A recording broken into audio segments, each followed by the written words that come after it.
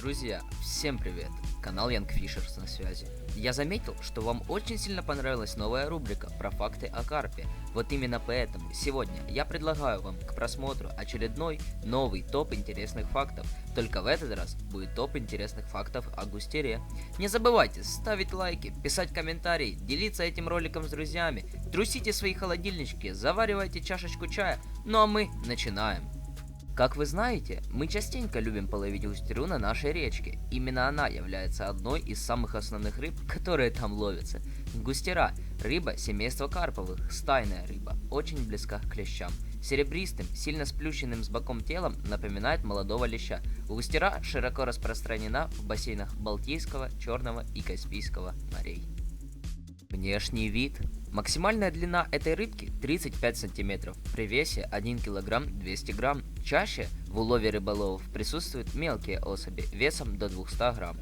Высокое тело густеры, сильно сплющенное с боков, покрывает плотная жесткая чешуя. Спинка окрашена в голубовато-серый цвет, брюшко и бока серебристые. Голова маленькая, с тупым носом, большими глазами и небольшим ртом. У основания затылка присутствует кожистая бороздка, не прикрытая чешуей. Брюшные и грудные плавники густеры имеют красноватый оттенок. Голова небольшая, с маленькими полунижним выдвижным ртом.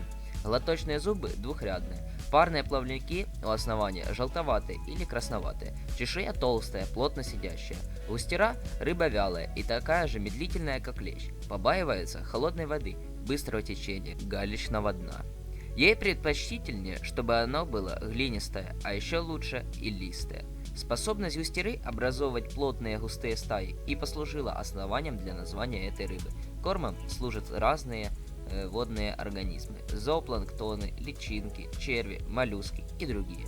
Основной отлов производится неводом весной во время нереста или же глубокой осенью при ее скатывании на зимовальные ямы. Крупные рыбы часто реализуют вместе с лещом. Питание и развитие густеры.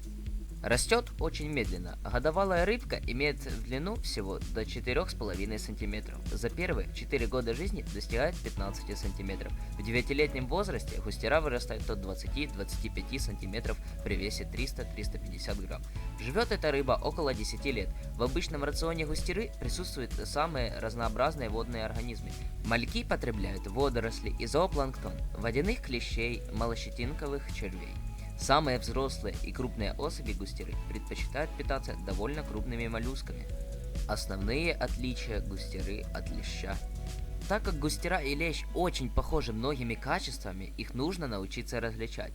Густера удивительно похожа на леща-подростка. Это коварное сходство приводит к тому, что неопытные рыбаки неоправданно губят молодого леща, принимая его за взрослую густеру, используют его как наживку, в качестве которой он мало пригоден. Отличить густеру от леща можно по таким факторам. По зубам. У густеры 7 двурядных глоточных зубов, а у леща 5 однорядных. По анальному плавнику. Плавник густеры короче и содержит 19-24 луча, когда у подлещика их около 30. По окраске парных плавников. У густеры плавники имеют выраженный красноватый оттенок, а у подлещика они серые. По глазам. Глаза густеры большие, с крупными смоляными зрачками. У подлещика глаза меньше, направлены слегка вниз. По чешуе. Густера имеет более крупную ярко-серебристую чешую, тогда как у подлещика чешуя с бронзоватым отливом. По слизи. У подлещика более толстый слой защитной слизи, чем у густеры. Нерест и образ жизни. Половая зрелость у рыбы достигается в возрасте 3-4 лет. Причем такое созревание у самцов происходит раньше года, на 1,5-2. Период нереста приходится на конец апреля, май и даже начало июня, когда температура воды достигает 12-16 градусов. В это время окрас рыб несколько изменяется. Парные плавнички приобретают насыщенный красный цвет. Более того, изменения в отдельном случае касаются самцов.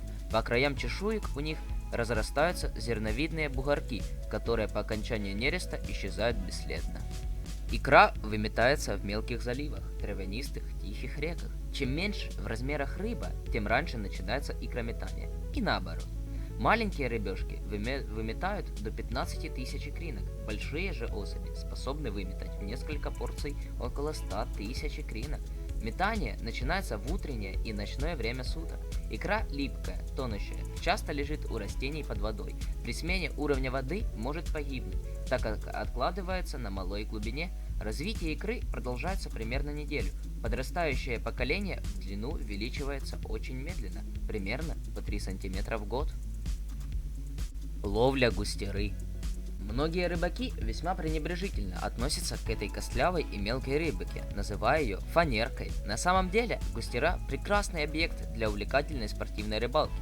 Во-первых, густера, несмотря на свои незначительные размеры, всегда достойно сопротивляются и требуют от рыбака определенного мастерства. Во-вторых, успешная ловля густеры во многом зависит от выбора перспективной точки ловли. В-третьих, активный клев густеры обещает скоростную и очень азартную ловлю. Если точно выйти на стаю, то за полчаса бешеного клева можно поймать больше рыбы, чем иногда за весь день. Заниматься рыбалкой на густеру можно круглый год. Трофейные экземпляры этой рыбы попадаются во время кратковременного периода до нереста и осени, когда крупные особи охотятся на малька сигалетка. Сезон летней ловли густеры начинается сразу после икрометания. Зимняя рыбалка наиболее результативна в самом начале ледостава. Густера – рыба пунктуальная, она всегда придерживается одного маршрута и выходит кормиться всего на пару часов в строго определенное время. Причем для каждой стаи это время разное, поэтому если на территории обитают несколько таких стаи, создается неправильное представление, что клев густеры происходит в течение всего дня. С приближением сумерек стаи густеры в поисках корма приближаются к берегу. Впрочем, и в это время эта рыба избегает мелких участков. Вечерний клев наступает примерно за час до заката и длится еще 1-2,5 часа. Где ловить густеру? Для целенаправленной ловли густеры необходимо изучить особенности водоема. Стаи этой рыбы можно найти в местах, где сразу за береговой растительностью наблюдается резкое понижение дна, вдоль бровок русла, на глубоководных плесах рек, за подводными косами, на выходе подводного русла, в углублениях на стыке течения и стоячей воды. Густера клюет, как любая другая карповая рыба, не отказывается от личинок мух, червя, ручейника, мотыля, перловки, хлеба, но чаще всего ее ловлят на опарыша. Весной очень эффективны в качестве приманки сваренные и разбухшие зерна перловки. Густера глазами рыбака. А сейчас, ребят, будет сугубо мое личное мнение, которое я увидел, исходя из личного опыта рыбалки на густеру. Стаи густеры могут насчитывать множество ярусов. Разделение идет преимущественно по возрасту и размеру каждой особи. Чем моложе рыба, тем ближе к поверхности в водоеме она находится. Кстати, густеры многочисленные даже зимой. Благодаря высокой плотности и активности стаи могут поддерживать участки своей зимовки в нормальном виде, не давая воде замерзать. Еще одна особенность – то, что у каждой стаи имеется свой цикл отдыха и питания. У разных стай он может очень сильно отличаться, так что сделать определенных выводов о том, в какое время дня лучше ловить рыбу, просто невозможно. Присутствие стаи густеры можно угадать по многочисленным пузырькам воздуха, которые поднимаются со дна к поверхности. Внимательные рыбаки также смогут легко отличить густеру от похожих рыб, например, подлещика.